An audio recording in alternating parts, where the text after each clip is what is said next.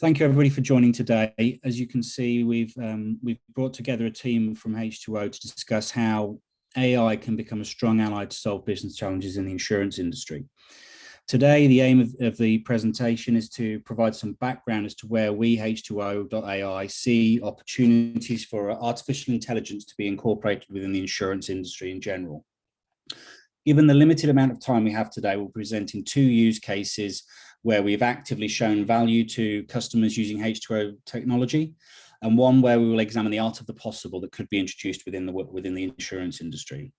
To provide some context, we'll also explore the broader insurance market and the potential impact that the effective use of AI can have on that marketplace. In terms of takeaways today, obviously we hope you enjoy the session and get some nuggets of useful information out of it. However, we want to demonstrate that there is a large array of problems within the insurance industry that can be solved potentially using AI. Also, how simple and non-complex it is to incorporate AI into creating solutions for the industry. And obviously how H2O can help any organization with their journey on AI. In terms of the agenda today, we're going to cover off a little bit about the speakers now. We'll then move on to about H2O and specifically the insurance industry and why there are specific areas we can assist with. We'll then look at a couple of case studies before moving on to what is possible using AI and then opening for questions and closing remarks. So without further ado, I will introduce my colleague Mark and allow him to provide a bit of background to himself. Hi everybody, I'm Mark. I'm the regional lead in the Benelux, and I actually have a great background in AI within several FSI customers, within several American software vendors. Great. Thank you, Mark. Yeah, hello everyone. I'm Yauhen Babakhin. I'm the senior data scientist at H2O.ai, and I'm also a Kaggle Grandmaster. And I'm working at H2O for already 2 years and covering lots of different machine learning use cases, but mostly I'm specializing in computer vision capabilities inside H2O.ai. Thanks, Yauhen. And myself, I'm Andy Fenton. I am the EMEA Financial Services and Insurance Lead within H2O.ai. My focus is on growing the adoption of AI within the European financial services industry. Prior to H2O, my background was in corporate banking, spending time at JP Morgan, Bank of America, and Barclays, where previously I've covered what we would term non-bank financial institutions, which incorporated insurance companies as well. So we'll pass over to Mark now. Mark's going to give a little bit of an overview about H2O.ai before we move into the specific context around why we believe we're a good partner for the insurance industry. Okay, thanks, Andy. So a little bit about H2O. H2O is founded in 2012. We are currently busy with our scale up. We're in the middle of our we are in a Series D funding, and we've been funded by some of the larger FSIs in the world, such as Goldman Sachs, Bingham, Wells Fargo. We are currently the leading technology for AI, and we have leading experts, for example, such as loads of Kaggle Grandmasters. H2O is not only the leading technology to empower organizations, but with our large expert data scientists, solution engineers, we provide personalized, tailored advice for customers, broadly unique situations. With a community of 200K meetup members and 20K open source companies, H2O's position is unique, which can be beneficial to every customer case. Next slide. So it's also really unique that as a startup scale up in Series D, we already have 222 Fortune 500 companies. 7 of them are insurance companies, and other customers we have, for example, are Aegon, State Farm, TD Assurance, CIBC, Protective Life, Transamerica, quite a lot. 8 of them are the top 10 of banks. So we have a very broad customer base. So this was a little bit about H2O. So let's move on to some key insurance facts and context with Andy. So the reason that we've chosen to present today is obviously, as you can see from our customer base, we're a key partner of the insurance industry globally. There are a number of key themes within the insurance market that H2O solutions are applicable to, And also we want to take a broader look at how AI can actually impact the wider insurance industry. So if we take a look about the European insurance industry in particular, the size of it is immense by comparison to other industries. Total gross written premium across the region is 1.25 trillion euros. To put that in context, that is a third of the global gross written premium that is written out of European financial centres, of which total claims paid off the back of that is close to a trillion euros. This significant flow through of money creates opportunities for fraud, for risk, but also for improvement for insurance firms.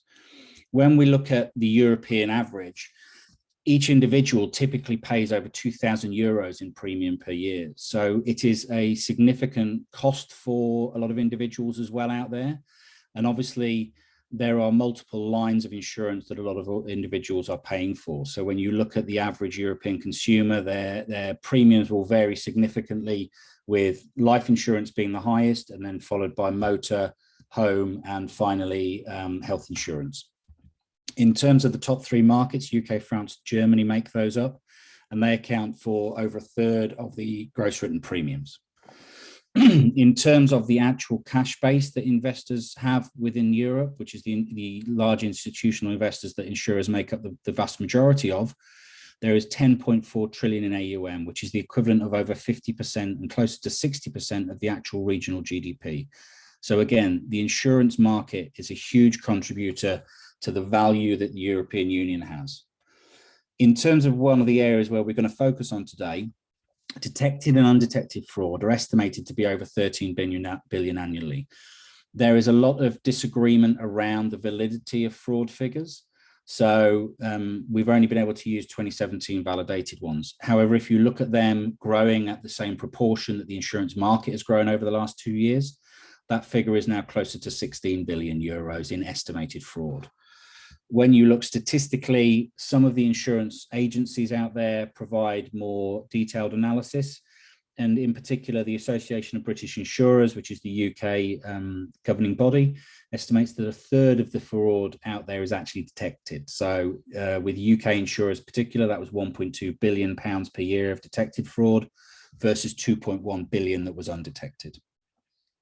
UK insurers alone, so being the largest market, they do spend a significant amount, but they spend over 200 million sterling per year annually identifying fraud.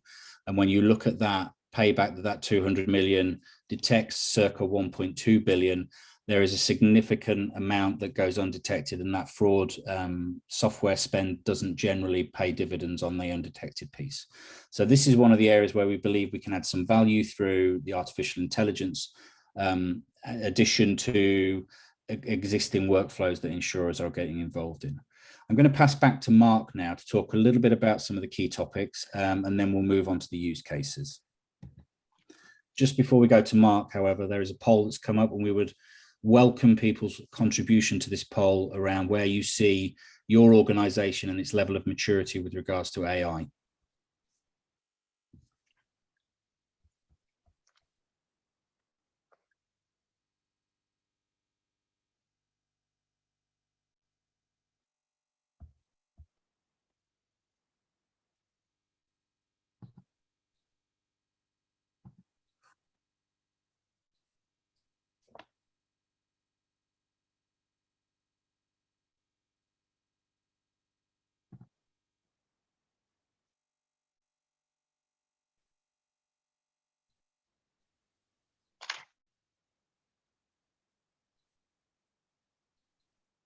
So do we have everybody's answered the poll question? Who's going to answer? Yes, thanks, Andy. I'm Thanks very closing the poll now. Great, we'll move on to the next slide.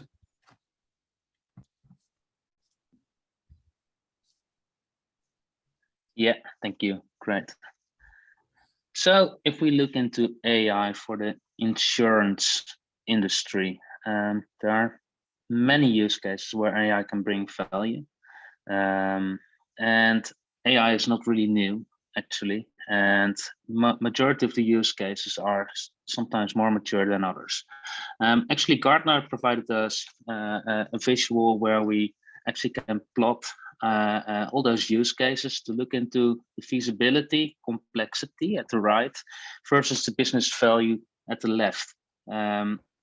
So over here, we really can see what brings the most value, but what you also can see is that value comes sometimes also with a matter of complexity, where if there's medium or low business value, sometimes that is also the low hanging fruit. So that's also how you should read it. So if you press on the next step, Andy, yeah. So as you can see over here, there are already many use cases available, which is backed up by AI. And actually, if you really look into the insurance industries, then there's a big need for AI governance. These use cases are always dealing with human lives, human decisions, and are highly regulated. So AI explanations and interpretations are really important. And if you click to the next slide, Andy, then if we really move into what is real, what is happening today, and what's gaining most of the value today, then you can see that for the use cases right now visible, which is the fraud detection, which we will look into today, churn, but also the claims and the claims automation and support. So next slide. So really for the techies on the rows, this is where actually H2O can bring value to an AI digital transformation transition. H2O's mission is to democratize AI by offering an automated machine learning platform, really designed to simplify and accelerate the building, the deployment, and the use or consumption of AI applications in any environment.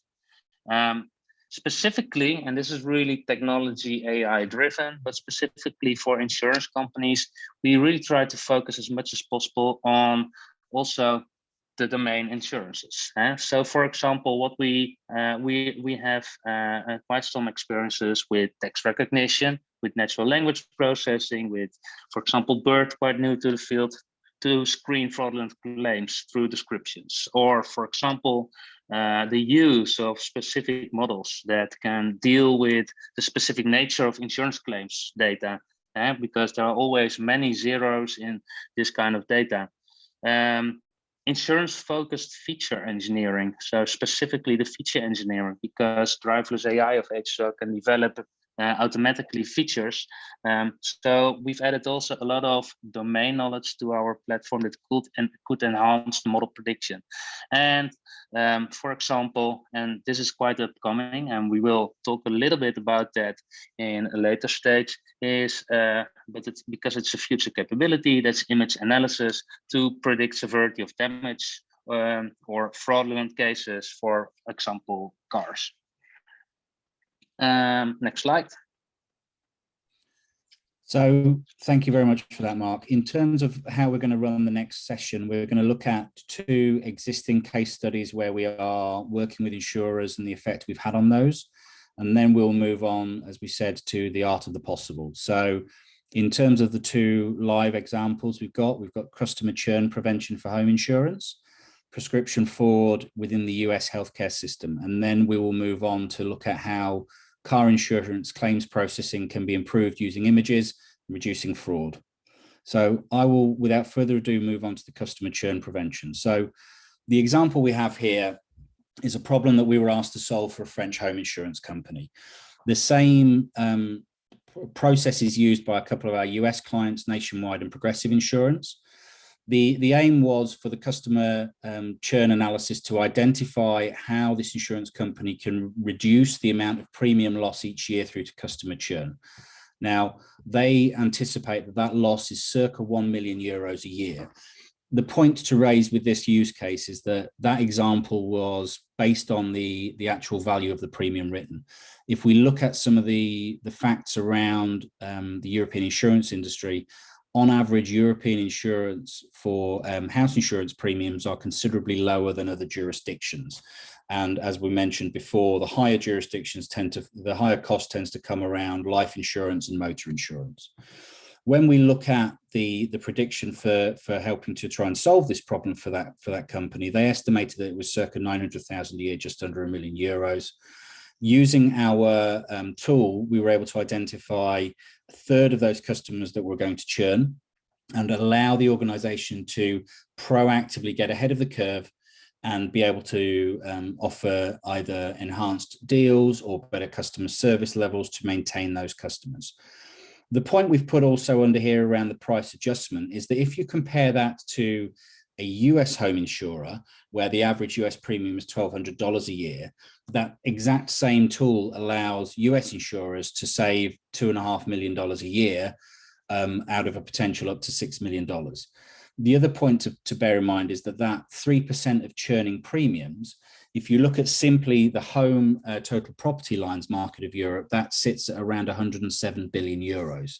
So if we were able to identify for home insurers across Europe, that 3% that churns, there is an addressable market of over 3 billion euros available in premium annually. In addition to this, if you were to take the total property and casualty market as a whole across Europe, when we talked around gross written premiums being 1.2 trillion, you have a potential of 40 billion euros of premium annually. There's a risk of churn that AI can be used in some way to help try and prevent that happening. What I'll do is I'll pass over to my colleague Yauhen, who will talk around how technically we accomplish this. And then from there, we'll look to what the outcome could potentially mean for some of our people on board today. Yeah, thanks, Andy. So basically, what we need to do is we need to run some model, right, to predict the churn, and to get for each customer, we need the probability whether their customer will churn in some period of time, the future period of time. And for this purpose, we have different data types. So first of all, we have some customer information.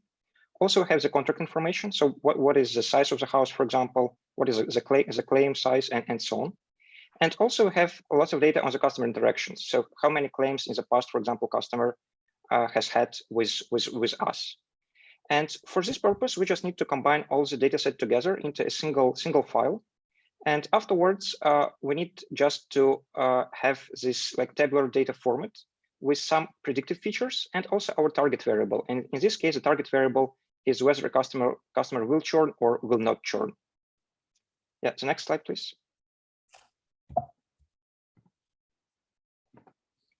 Once you have prepared the data, all you have to do is you need to upload it to our tool, Driverless AI, that allows to do AutoML modeling for any input data. So it means that you don't have to do any input at this point. So you need only to select the target column and click Launch Experiment, and Driverless will automatically find the best set of the model, the best set of the hyperparameters. And as a result, you will obtain the fully tuned model that is ready for the production. And you could incorporate it into your production environment. However, apart from this automatic mode, you have the full control over what you could do with the data and with the model. So we are offering the settings of accuracy, time, and interpretability for the models. So it means that you could tune how much accurate your model will be, how fast it will be, and also how well it will be interpretable in the end. And also, apart from these three settings, we also have the expert settings that allows us to fully customize the training experiment. Yeah, go ahead. Yeah, and here is the experiment that we have run for this churn prediction dataset. In this case, you could see that there were about 100,000 observations, and their frequency of their churn was about like 4,000 observations from there. So this problem type is pretty much imbalanced, but it is still doable by driverless. And here you could see the results that just using the automatic mode without tuning any hyperparameters and any expert settings, we could achieve the recall of about 40%. So it means that we're kind of correctly identifying the 40% of the churning customers. Yeah, the next. Right, so after we have built this model, we need some explanations what actually go down under the hood, right? So we do not want to move to the production some black box model. And that is why we have the whole part in the product called machine learning interpretability that is responsible for explaining the trained model. And it starts from some basic stuff. For example, here you could see the Shapley values of each feature in the dataset.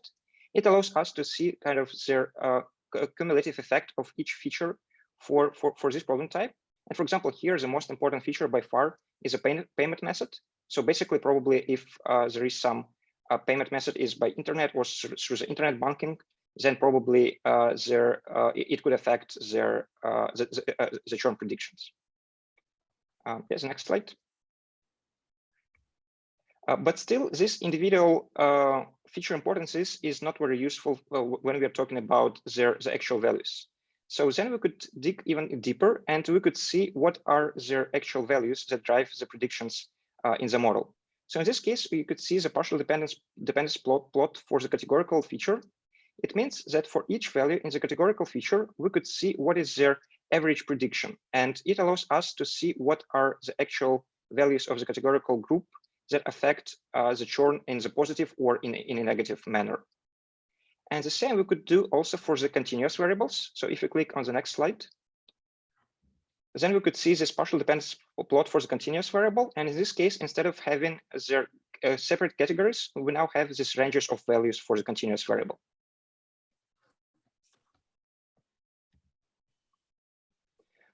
Yeah, all right. And also now we have this kind of like vertical approach for the feature. So we know the feature importance and we know what are their feature values that affect the churn prediction. However, we could also take here the horizontal approach. In this case, we could go directly to each prediction, to each individual customer and each individual prediction. And we could see the effect of each variable value that affects the final prediction. So in this case, on the plot, you could see these yellow bars are exactly our global Shapley values that we have seen before. However, these gray bars are now representing the actual values of the features for this particular customer. And it allows us to see what is the driving effects of a particular feature for a particular customer and how they affect the churn probability. Just before we move on, Yauhen, there's been one comment from the panelists. If you could just give a little a highlight overview of multivariate regression, please. Yeah, I guess the question was like, what are the models we are using there, right? And yeah, we're trying like lots of models. So we're starting with multivariate regressions for sure, but also we have like some boosting models like LegibM, XGBoost. We're also applying generalized linear models, GLMs. So basically, in the end, you don't have to worry about it, right? So like driverless is capable of finding the best set of like models and the best set of hyperparameters for each input data set. Great, thanks very much, Yauhen. Just for those who've put a question in the Q&A, we will answer those at the Q&A session at the end. So thank you. We're not ignoring you. We're just looking to ensure that we cover off as much as we can today and then get to Q&A. So just as a summary, obviously, we're able to show how accurate we can predict with customer churn and an explanation of the specific drivers to identify that churn type. In terms of this is a very focused use case for the insurer from a perspective of adding value to them. You know, the cost of loss premium is very clear.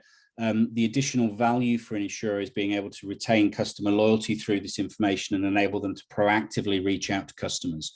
One of the significant problems which has recently been addressed by UK legislation is the use of sweetener deals to bring on new customers, which, as well as eroding margin, also creates a lack of customer loyalty. So this will allow organizations to be proactive and not have to resort to sweetener deals. In addition to this, we've also looked at the value of insurance premium on an annual basis from EU, from European consumers, and the result of that is that the average insurance cost per head is over 2,000 euros. If you look at the point that the home insurance policy that we used for this use case was 180 euros, you can clearly see the value for an insurer of moving to other personal lines of business, which would potentially attract higher premium. In terms of, for our next slide, Mark and Yauhen will take you through the second example that we have, which relates specifically to prescription fraud mitigation for health insurance. Thank you, Andy. Okay, next slide, please. So if we look into this use case, and this is a typical use case where AI can bring a lot of value. So if we look into detail, this is really specific fraud in healthcare, and this specific use case is also US based.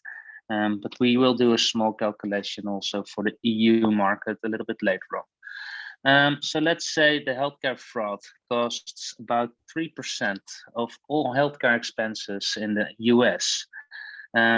Like I just mentioned, AI is ideally suited to fraud detection for insurance claims. So, for example, machine learning models can be used to automate claims assessment and routing based on existing fraud patterns, or even better, trying to also understand what those patterns specifically are or which features are very specific for fraud. And mind you, fraud is a constantly changing field. So the data is constantly changing, the strategies are constantly changing. That makes it even harder to make any prediction. This is actually exactly what we are doing for a lot of our current customers, as you can see below. And like I just mentioned, whilst we don't have this specific issue in the European Union or in Europe, a similar size market is health insurance. So not specifically fraud mitigation for health insurance, but really health insurance specifically, which is worth almost 149 billion in gross world product, with 119 billion in benefits paid out. So making a small calculation on a 1% fraud, which is EU estimate, so 1% fraud rate, that is 1.2 billion annually.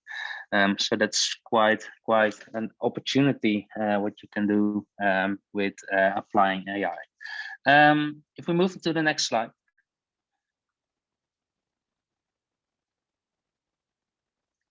Yeah, thank you. One of our US-based customers, they had a fraud damage amount of almost 765 million a year. And the estimated H2O result for accurate identification for prescription fraud was 4.5 million a year. So this is quite specific, interesting to look into how the AI helped actually to prevent these fraud cases. And Yauhen actually will, from a technology perspective, focus on the problem and how H2O solved it. Yeah, thanks, Mark. So, all right, again, firstly, we need to prepare the data set here. And what are the features in this use case is basically we have the information about the providers. So we have all their like information in our database. And also we have the different statistics about the prescriptions. So what are their like patient characteristics for the prescriptions? What is the prescription pattern? And given this information, we would like to detect what are the actual patterns of fraudulent and what are the real. Yeah, the next slide, please. So again, in this case, we also need to just upload the data set to the driverless.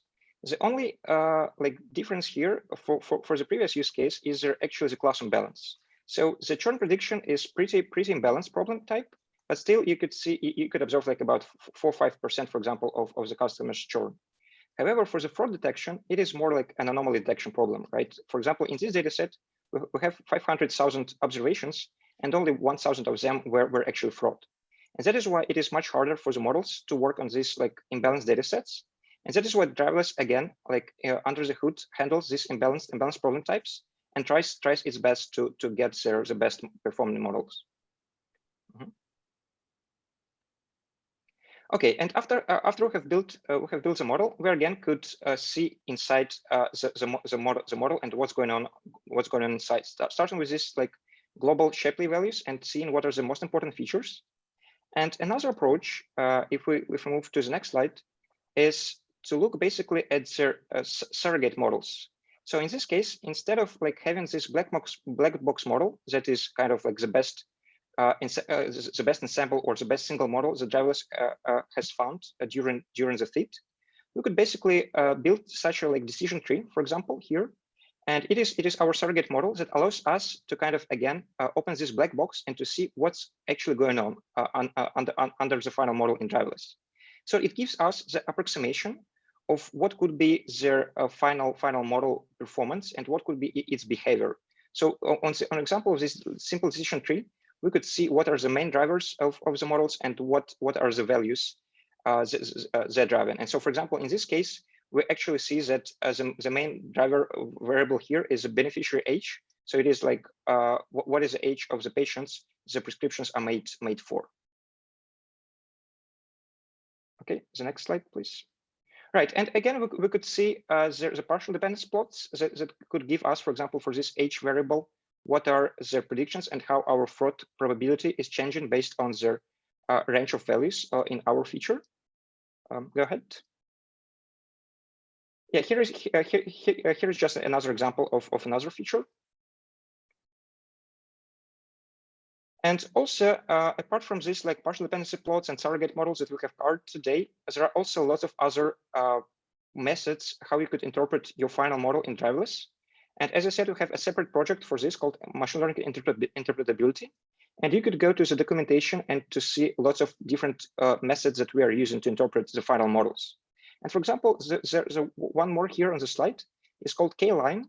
So the idea here is, again, it is based on the surrogate models. We are actually fitting here a multiple number of like GLM models, and we're again trying to take their individual like kind of impact of each feature for each particular prediction, and it again allows us to get a better interpretability of the model.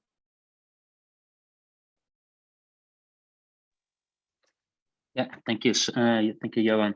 So actually, in summary, from a technology perspective, driverless AI and H2O were able to automate the full processes, and while we were able to increase the accuracy as much as possible, we were also able to really explain every choice and every prediction the model was making for this fraud prediction using all the machine learning interpretability and explanations, which is actually quite popular field nowadays because of the regulated background of these cases, and also the need for better explanations of black box models. So yeah, thank you, Yauhen, for all the great examples in that. Another thing within that is specifically also it brings the data scientist and the business field really together. So you really can work together on, okay, what is the model doing, and understanding from a domain perspective. So if we were to apply this use case within the EU market, the opportunity represents one to reduce fraud in the subsector by almost 30%. So similar fraud reduction cases we've seen in the previous slides, which represents an opportunity of over 400 million euros. Some additional benefits are that the claims process is more automated, allowing for cost reductions on top of the fraud reductions, and to improve customer experiences with faster payment or genuine claims. Next slide, please. So what is next? And actually, we've presented a churn prediction use case or a fraud detection use case, and an upcoming field are images. The use of images in the claims field. And those images that really can automate full field on the next step. We are fully aware this is really future state, as we already mentioned a few times. It's a highly regulated field, of course, and it's quite new field to the insurance organizations. But we wanted to show the possibilities with those images in the next couple of slides. Next slide, please. So if we point back, for example, with those images, what you can do for car insurances is really specifically the fraud detection or claims amount or car damage estimation. For right now, we're really going to focus on the fraud detection part. And if we point back to the fraud stats, we have seen that opportunity is immense. So vehicle lines, it's almost 147 billion annually. So in the next steps, Yauhen will show us what such a case will do and can do. Right. Thanks, Mark. So basically, we will start with this like fraud detection use cases. And the idea here is that we have some like true values for the information that we know about the specific insurer. And we'd like to detect whether the claim that is coming to us, whether it matches the data that we have in our database. And for this purpose, we could have multiple models. So for example, we could firstly identify whether there is even a car in the image. So if, for example, there is no car, and probably it means that the customer is sending some incorrect images, and we'd like to ask to retake these images. Another example could be the car color identification.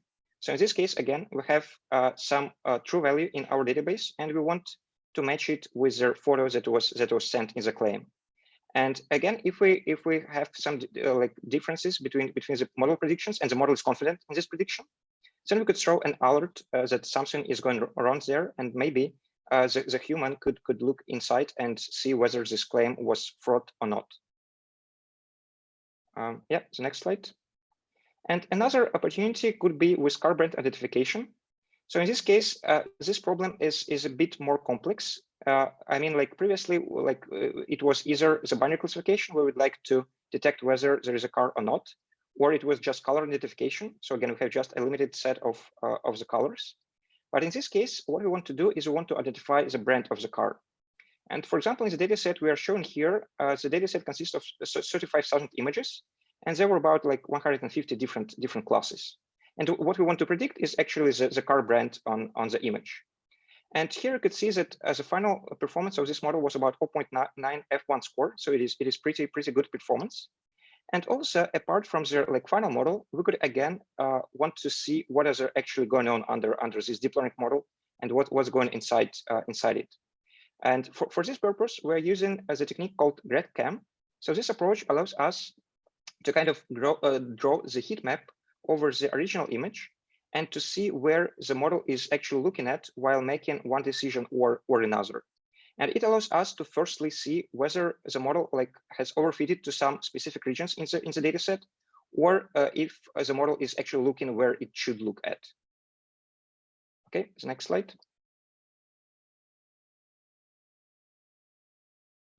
Right, and apart from the fraud detection use case, we could also use their images for actually directly estimating the claim size. For this purpose, we have two approaches. We could either like model it end-to-end in driverless, so we could just directly use the claim estimate as our target variable and pass the images as our input features and train this model end-to-end. And also, apart from taking only the images, driverless allows us to combine both tabular features, text features, and images together. So it means that if you have this mixed data set with all these features together, you could directly upload it to driverless and start modeling. So driverless could handle this use case. And the second approach, like apart from this end-to-end use case, we could basically split it into multiple steps. And firstly, we could start with the damage identification.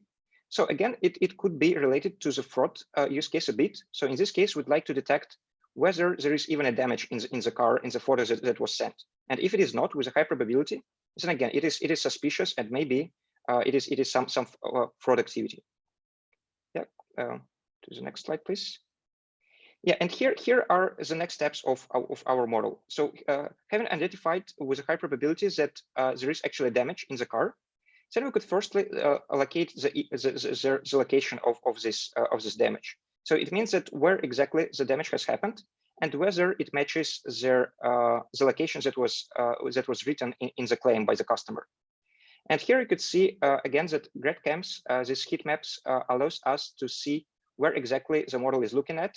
And for example, in these cases, we could clearly see that sometimes it looks at scratches or at the dents on the images, but sometimes, like at this image at the bottom left, we could see that the model is actually missing the important part and looking somewhere else. And it could give us like a notification that probably in this case the model is uncertain in the predictions. And finally, having identified the damage location, we could also estimate the damage severity.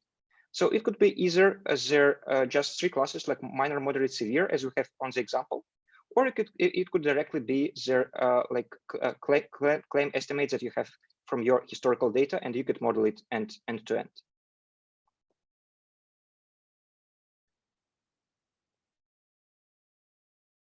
Yeah, so problem. So, yeah, thank you, Yauhen.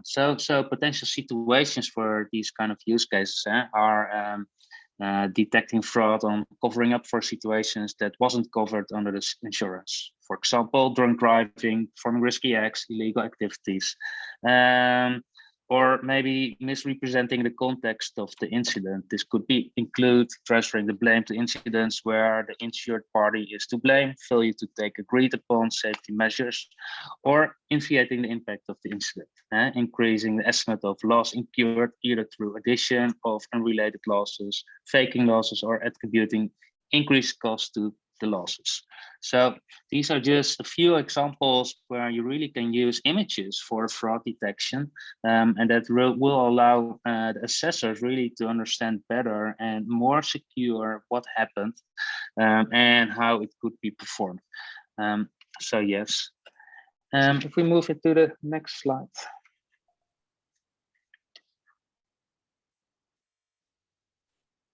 Yeah, so everybody will get a poll.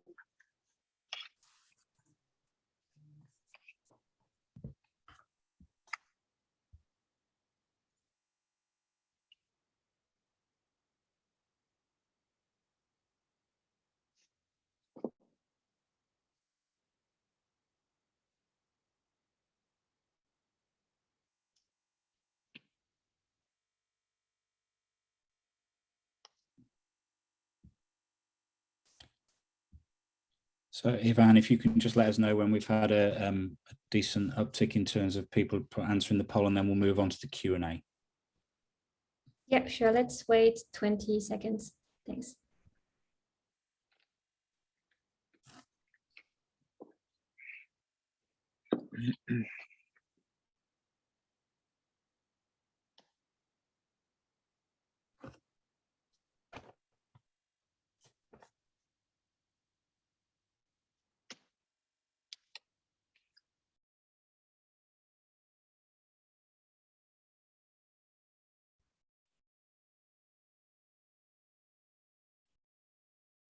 Okay, good. Thanks. Thanks, Yauhen. So we'll move on to some of the questions that were shared during the session. Yauhen, if you'd like to read out some of the questions, that would be great, and we'll get to answering those. Yeah, sure, no problem. So we did get a few questions. A first question would actually be for you, Andy. What have been the real world results you have seen in some of these examples? So in terms of specifically, if we take outside of the examples we've shown today, if we look at use cases, particularly with some of our larger clients overseas, we've seen abilities to reduce over 3 years fraud cases by 80% in terms of utilizing that as a basis against old rules-based processes that we use to identify fraud. In addition to that, we've seen other financial services firms that utilize AI within their customer screening programs to reduce the number of false positive alerts that are generated when screening new customers and beneficiaries. And one example we had was a large credit card firm was able to reduce the number of false positives that entered their level 1 analyst team for screening by 69%, which took away, as you can see, over 2/3 of their workload and allowed them to focus on higher risk cases and also to improve the customer experience because they weren't having manual intervention in a significant number of applications and payments that were made through. So that's a couple of examples. In terms of if you look at the broader insurance base, as you can see, we were able to demonstrate some significant value with US healthcare insurers, and also obviously with the specific French insurer that we utilized. But if we go back to the Prism, there are a number of other examples which we would love to be able to discuss on future webinars and give some more context to how AI is able to benefit the insurance industry. Great, thanks, Andy. Regarding the churn prevention case in home insurance, how accurately were you able to predict when a customer would be likely to churn? Yauhen, would you be able to answer this one? Yeah, probably I'll take this. So basically, at that particular use case, their when part was already allocated in the target variable. So in that case, we could generate their like binary variable, whether the customer will churn or will not churn based on some specific horizon. And it depends on the business use case, right? So do we want it to be like 1 week, 1 month, 1 year, or something like this? And we had a separate models for each of these horizons. And it allows us to treat it as a binary classification. And there is, as a result, we have like an approximate estimate of the customer being churned. And speaking about the when part, we could also model it directly in driverless. So we were just changing the target variable, right? And in this case, we try to predict when the customer will churn. And also we have their capabilities of survival analysis in driverless. So basically we could do it, but in that particular use case, this when part was already in the target variable. Great, thanks, Yauhen. Also regarding the churn prevention case in home insurance, after identifying churn-prone customers, what churn prevention actions were taken and how successful were they? Andy? Yeah, thank you for that, Ivan. So in terms of prevention of churn, it allowed the insurer to approach their customers from a more proactive effect. So if you look at typical churn customers, they are likely to start looking for alternative pricing for their insurance up to 21 days before their renewal date. So they were able to proactively contact those people with additional offers or early bird recommendations for renewing their policy, because obviously being able to provide a 5% discount was a significantly smaller loss than losing the entire insurance premium that moved on to other customers. In addition to that, customers that were higher risk of churn had more frequent outreach from the insurer to ensure that they were comfortable with any services they were getting, whether there were additions they would like to engage with. Therefore, just increasing that personalization of the process with the organization. As well as this being done by a phone outreach, it was largely done through marketing efforts, including specific email outs and postal mail outs as well. Great, thank you. Another technical question for Yauhen, maybe. Is there a limit on the size of the data sets used to construct models? Yeah, that is a good question. So basically, we don't have any limits inside driverless. Right. Speaking of the like tabular data, so if you have this like tabular use cases, then we have only the limitation on the RAM that your machine has. So I mean, like if the data fits into the memory, then you're good to go, and you could model it in driverless. And speaking about the images part, we also don't have any limits on the dataset size. So we are processing the images in the batches. And it means all we need to do is just to store them on the disk. So we could have like millions or billions of the images, and we could still model them inside driverless. Great, thanks, Yauhen. So another question just came in for Mark, maybe. Someone says, I heard about the H2O AI hybrid cloud. Could you explain very quickly what it is and how it's different from driverless AI? Yeah, I can do that. So H2O AI Hybrid Cloud, that's our end-to-end platform that can enable organizations to rapidly build AI models. Building those AI models, we do that with our product Driverless AI. So that is part of the platform. And we can monitor those models. So really from a deployment perspective, manage those models and deploy those models into applications.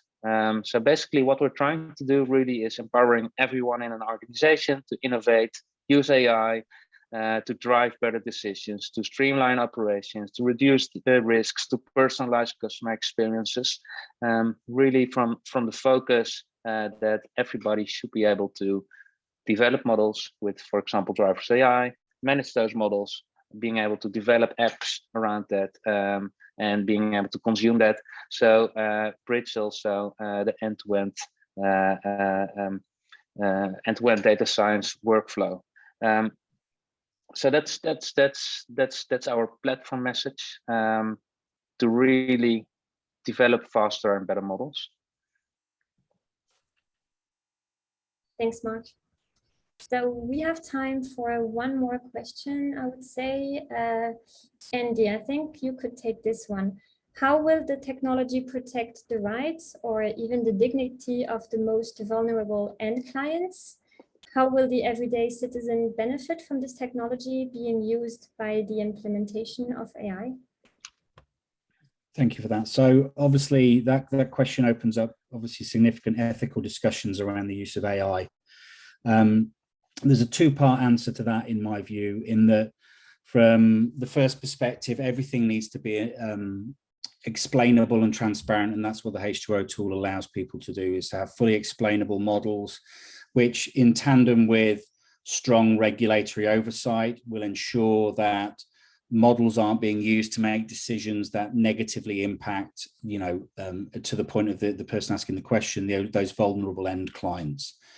In addition to this, one of the other factors to look at is that quite often some of the activities of fraud, in particular and financial crime, negatively impacts those most vulnerable parts of society. So the Association of British Insurers estimated that in the UK alone, all of the accounts of fraud add an additional £50 of premium to every motor policy that exists in the UK. This is unfairly skewed towards those high-risk drivers, because in addition to that, they are put at greater risk of committing fraud themselves to try and get a cost-effective premium. So by utilizing this kind of technology to allow insurers to remove bogus claims and reduce the incidences of fraud, as well as reducing the attractiveness of that fraud, meaning that there will hopefully be a lesser extent of it, they will also reduce the negative financial impact for those who are affected by fraud, and also those that are law-abiding citizens and don't commit financial crime. Obviously, again, that financial benefit works both for the insurer, but also for the insured. And then again, it's very much to the point that the regulators themselves providing oversight need to ensure that they instill a perspective of full transparency and auditability and explainability around models that insurance firms are using. Thank you, Andy. Okay, so we received a lot of questions. We couldn't answer all of them today, but feel free to reach out to us if you would like to continue the conversation. You can find us on LinkedIn. Thank you, Andy, Mark, and Yauhen for taking the time today, and thank you to everyone who joined us. We would love to get your feedback on this webinar and the next topics you would like us to cover. So please answer the quick survey that will show up after we close the event. We hope you enjoyed the presentation. Stay tuned for upcoming events and have a great rest of the day. Thanks, everyone. Bye. Bye. Thank you. Thanks, everybody. Bye.